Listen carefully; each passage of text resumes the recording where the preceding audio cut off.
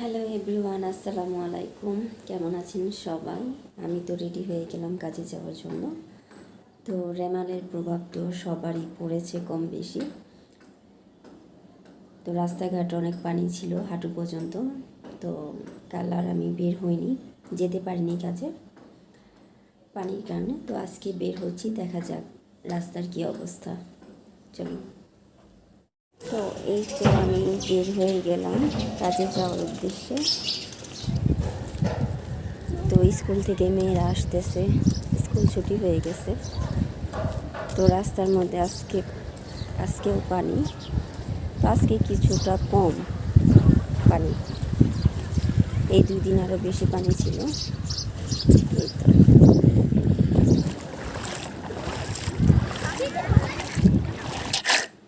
তো শেষ হয়ে গেল আমার পানির রাস্তা।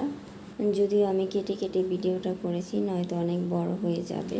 আর এটা হচ্ছে আমাদের মেইন রোড। এই মেইন রোডেও পানি জমে থাকে, বৃষ্টি হলেও পানি জমে থাকে, বৃষ্টি না হলেও পানি জমে থাকে। এটা দেখার কেউ নাই।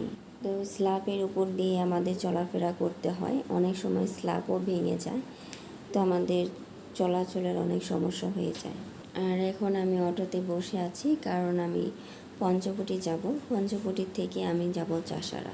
যদিও আমি খুশি খুশি বাসার থেকে বের হই কাজে যাওয়ার জন্য, কিন্তু আমার এই খুশিটা বেশিক্ষণ থাকে না। কারণ এই মুহূর্তে আমি যেখানে আছি সেটা হলো ফতুল্লা। আর ফতুল্লা থেকে দেখেন কত জ্যাম। যে জ্যামের কারণে আমাদের অটোটা পঞ্চবটি পর্যন্ত যেতে পারেনি, আমাকে ফতুল্লাতে নেমে যেতে হয়েছে এবং এখান থেকে আমাকে হেঁটে পঞ্চবটি পর্যন্ত যেতে হবে।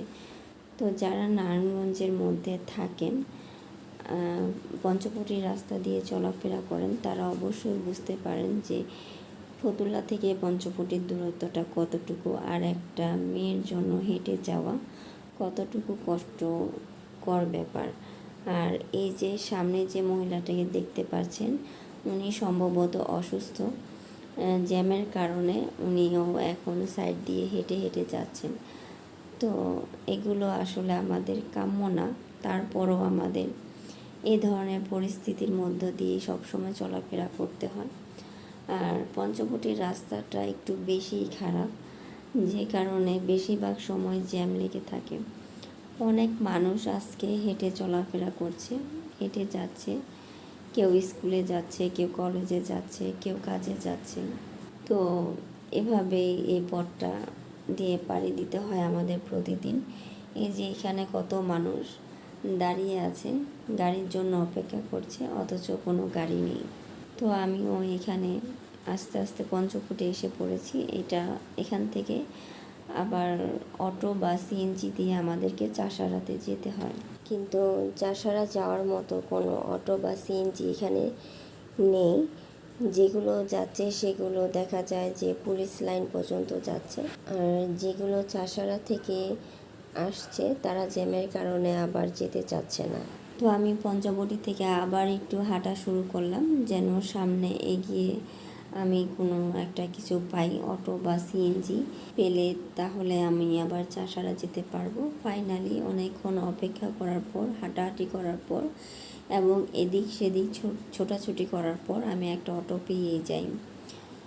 তো আস্তে আস্তে চলে আসলাম এই যে পুলিশ লাইনের এদিকে। কিন্তু আজকে পুরো রাস্তাটাই এত জ্যাম ছিল যে আমার আজকে কাজে যেতে অনেক সময় লেগে গেছে, অনেক লেট হয়ে গিয়েছে।